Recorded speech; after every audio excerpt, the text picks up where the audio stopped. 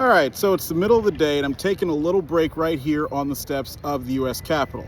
One of the big issues that I mentioned in the earlier videos for Railroad Day this year is corporate salt, or sea salt. And yes, it's supposed to sound like sea salt as it's being described. Now, the corporate salt deduction allows companies like railroads to write off part of what they pay for state and local taxes. Now, think about a railroad owning yards, main lines, branch lines, maintenance facilities, offices, you name it, all of these things that are necessary for a railroad to run.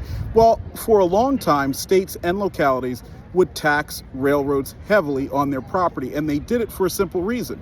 Railroads can't easily pick up and move somewhere else, and for the most part, they do not have much of a presence beyond the rail line itself in any particular jurisdiction or state. So let's say you're someone like the Union Pacific, your headquarters is in Nebraska, but your lines run through Wyoming and Utah and so on. Well, all those states say, well, if the railroad can't move easily and we don't have to really listen to them because they're not based here, we're going to charge them a whole heck of a lot in property taxes.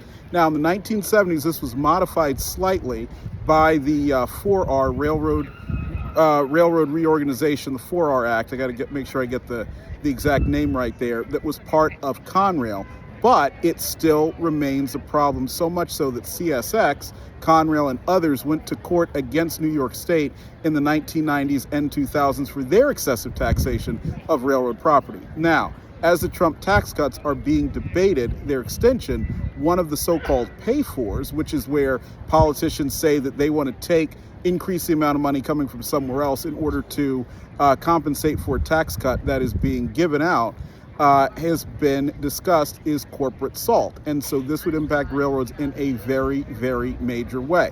So regardless of whatever political party you're in, what I want you to do is talk to your legislator. You can send an email, you can send a message on their website, you can even write in response to their page on social media and tell them not to adjust the corporate salt deduction to increase the amount that companies like railroads have to pay. Because if that happens, what you're going to see is less investment in rail property, and you're going to see another decline in railroads themselves. And that is something we here at All Things Trains most certainly do not want to see. So I'll have some more videos for you from Railroad Day after I leave the Hill, and thanks for tuning in.